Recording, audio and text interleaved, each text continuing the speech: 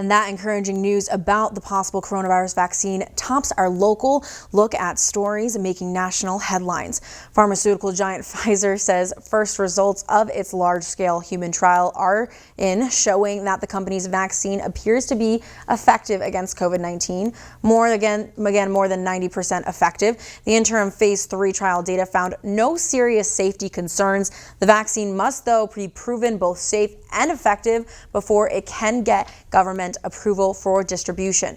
Pfizer says it will not apply for emergency use authorization until it has 2 months of safety data. That will likely not come until the third week of this month.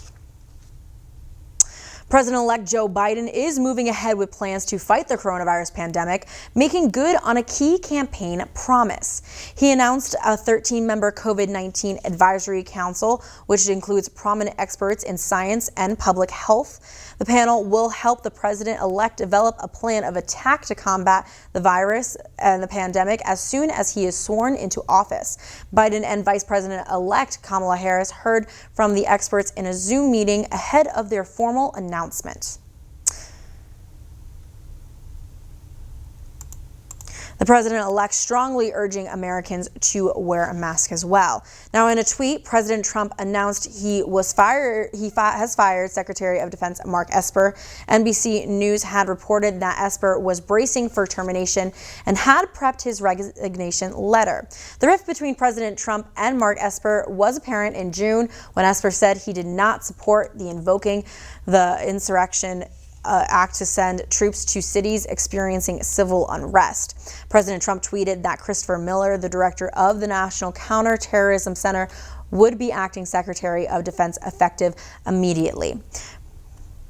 President-elect Joe Biden is wasting no time setting the tone for his transition and presidency. After addressing his primary focus yesterday, the worsening pandemic, Biden today delivers remarks defending the Affordable Care Act, the bedrock accomplishment of the Obama-Biden administration that Republicans are trying to undo in the Supreme Court.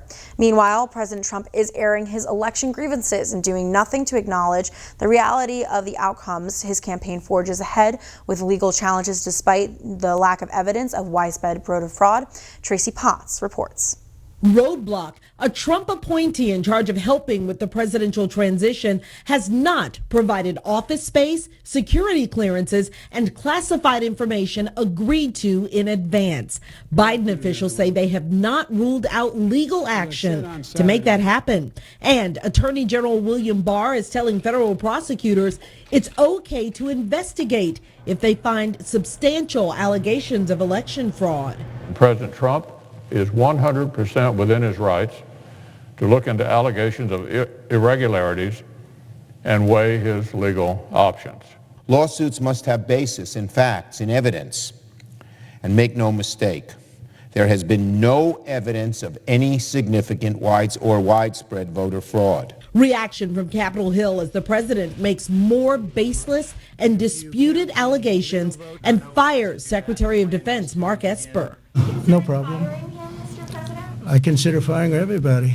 President-elect Biden is focusing forward, speaking today on the Affordable Care Act as the Supreme Court hears a case to overturn it. On Monday, he named a COVID advisory group and urged Americans to protect themselves from the escalating virus. I implore you, wear a mask. Do it for yourself. Do it for your neighbor. A mask is not a political statement, but it is a good way to start pulling the country together. The Biden team says he'll reverse several Trump policies on day one. Tracy Potts, NBC News.